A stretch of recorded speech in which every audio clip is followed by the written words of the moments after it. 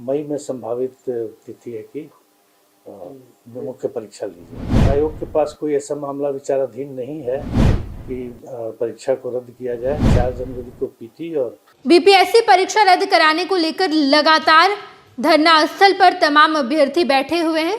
पिछले 11 दिन से धरना स्थल पर अभ्यर्थी यही गुहार लगा रहे हैं कि परीक्षा कब रद्द की जाएगी, लेकिन बीपीएससी के द्वारा इस बात का ऐलान कर दिया है कि परीक्षा रद्द नहीं होगी।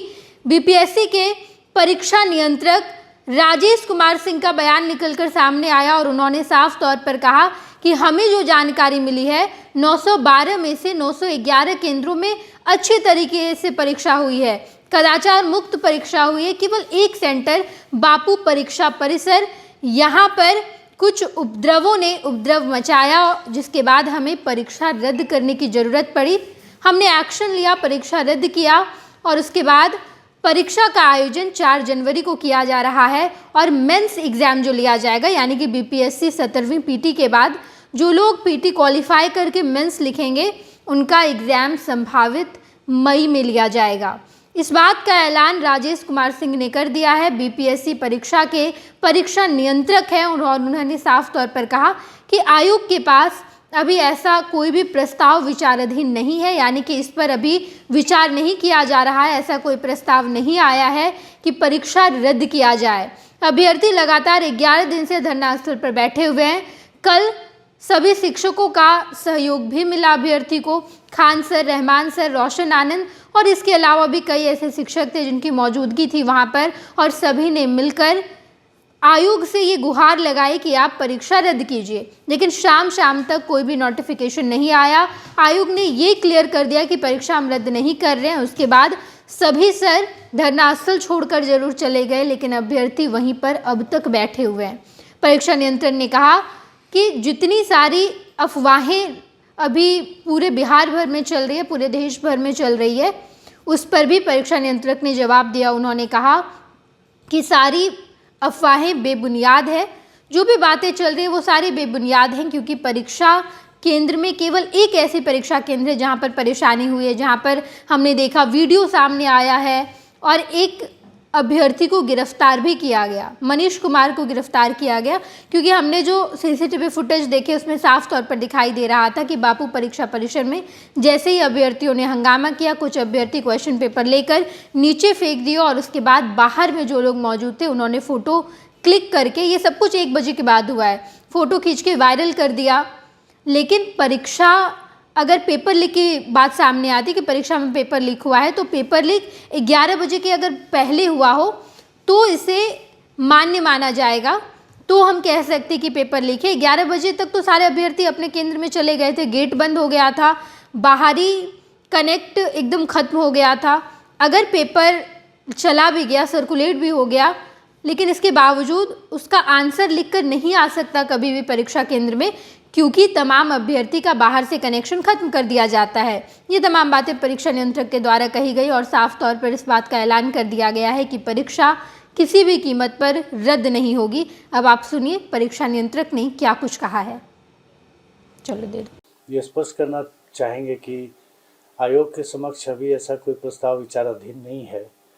परीक्षा के बाद जो आयोग द्वारा समीक्षा की गई उसमें 912 में 911 सेंटर में जिला पदाधिकारी द्वारा प्रेषित प्रतिवेदन या सेंटर सुपरिटेंडेंट द्वारा जो रिपोर्ट दिए गए, 911 केंद्र में सही ढंग से और शांतिपूर्ण रूप से परीक्षा हुई, कदाचार मुक्त। केवल एक सेंटर बापू परीक्षा परिसर में अनियमितता हुई, जिस पर सम्यक विचारोपरांत आयोग ने उस परीक्षा को रद्द कर दिया है, जिसकी 4 जनवरी को पुनर्परीक्षा की तिथि निर्धारित की गई है। अगर कोई मांग कर रहे हैं कि शेष जगह भी परीक्षा रद्द होनी चाहिए, तो उनकी मांग साक्ष्यों के आधार पर होनी चाहिए। आयोग बिना साक्ष्य के, बिना किसी आधार के कोई परीक्षा रद्द नहीं कर सकता है। आयोग डायरेक्ट परीक्षा में इन्वॉल्व नहीं रहता है। आयोग का काम प्रश्न पत्र छपवाकर जिला के ट्रेजरी तक पहुंचा देना है। उसके बाद जिला प्रशासन का काम शुरू होता है। तो जिला प्रशासन से जब तक ऐसा कोई प्रतिवेदन प्राप्त नहीं होगा कि कोई अनियमितता हुई, कोई दिक्कत हुई, कोई गड़बड़ी हुई, कदाचार हुआ, तब तक आयोग किसी परीक्षा को रद्द नहीं कर सकता है। और ऐसा अभी आयोग के सामने कोई मामला विचाराधीन नहीं है कि परीक्षा को रद्द किया जाए। कुछ लोगों द्वारा कई तरह के आरोप लगाए जा रहे हैं, लेकिन सभी आधारहीन, किसी के बारे में कोई साक्ष्य उपलब्ध नहीं कराया गया है। जैसे कुछ लोगों का कहना है, छात्रों का, कि कई केंद्रों पर सीसीटीवी और जैमर काम नहीं कर रहे थे।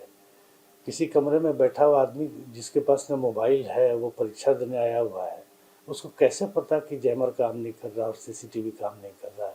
इस तरह के मनगढ़ंत आरोपों को आयोग गंभीरता से नहीं लेता है। और जैमर काम कर रहे थे कि नहीं, सीसीटीवी काम कर रहा था कि नहीं, बायोमेट्रिक काम कर रहा था कि नहीं, ये सब मॉनिटरिंग आयोग के कंट्रोल रूम से होती है। कुछ जगह समस्या थी जिसको कि बात करके दूर कर लिया गया।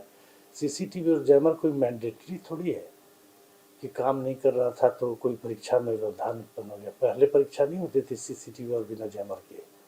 तो ये कहना बिना किसी आधार के कोई मतलब नहीं है इसका, और बिल्कुल गलत आरोप है कि काम नहीं कर रहा था, क्योंकि अंदर बैठे हुए छात्र को बिल्कुल पता नहीं चल सकता कि कौन सा कैमरा काम कर रहा है, कौन सा ये जैमर काम नहीं कर रहा है।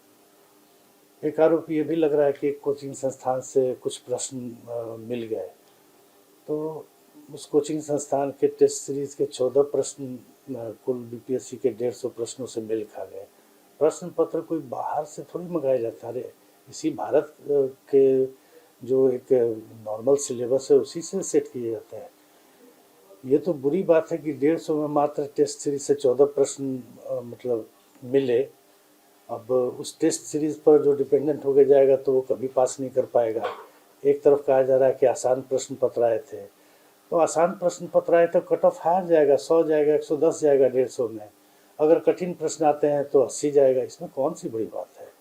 और ये जब कहा जा रहा है कि आसान प्रश्न आए थे तो कट ऑफ ऑब्वियसली हार जाएगा, तो वैसी स्थिति में 14 प्रश्नों का लड़ना कौन सी बड़ी बात है? वो कभी पास करेगा स्टूडेंट? अरे किसी के 14 लड़े होंगे, किसी के 25 लड़े होंगे, किसी के 5 लड़े होंगे, डिफरेंट कोचिंग इंस्टीट्यूट है। अगर किसी का प्रश्न नहीं लड़ रहा है तो फिर वो कोचिंग इंस्टीट्यूट तो मुझे लगता है बंद कर देना चाहिए, क्योंकि स्टूडेंट वहाँ से पढ़ेगा तो कभी पास कर पाएगा।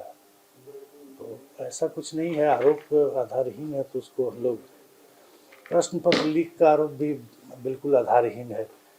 1 बजे पहली बार ये हुआ था, जो बापू परीक्षा परिसर में जिन लोगों ने बाधा पहुंचाई परीक्षा में, तो प्रश्न पत्र 12:25 होते होते छीन करके और गेट के बाहर अपने साथियों को फेंक दिए। गेट के बाहर अलग जत्था खड़ा था जो प्रश्न पत्र को फोटो खींच के और वायरल किया। ये सब तो हम लोग जानते हैं, ये सब कहना का कोई मतलब नहीं है। प्रश्न पत्र लीक होने का मतलब होता है 11 बजे के पहले लीक होना। 11 बजे के बाद सारे एग्जामिनी चले जाते हैं अपने कक्ष में और बाहर का गेट बंद कर दिया जाता है। वो बिल्कुल बाहरी दुनिया से कट ऑफ रहते हैं, जैमर लगा रहता है, मोबाइल फ़ोन उनके पास नहीं रहता है।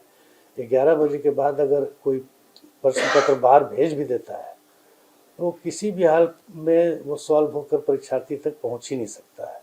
तो ये लीकेज की बात कहना, जो लोग ये आरोप लगा रहे हैं उनको भी पता है कि छात्रों का हुजूम जो बापू परीक्षा परिसर में इस तरह की गड़बड़ी किया, सबका सब जो है वो बाहर में फेंका। उसके वीडियोस है बाहर में फेंकते हुए, लहराते हुए। उस पर एक छात्र मनीष कुमार गिरफ्तार भी हुआ है। और अभी आयोग के पास कोई ऐसा मामला विचाराधीन नहीं है कि परीक्षा को रद्द किया जाए। 4 जनवरी को पीटी और मई में संभावित तिथि है कि मुख्य परीक्षा ली जाएगी। नेताजी सुभाष मेडिकल कॉलेज एवं हॉस्पिटल का ऑर्थोपीडिक विभाग बिहार के सर्वश्रेष्ठ ऑर्थोपीडिक विभागों में से एक है, जहां दुर्घटना या अन्य कारणों से फ्रैक्चर के मामलों का नवीनतम तकनीक से इलाज की सुविधा उपलब्ध है। NSMCH, अम्हारा, बिहटा, पटना।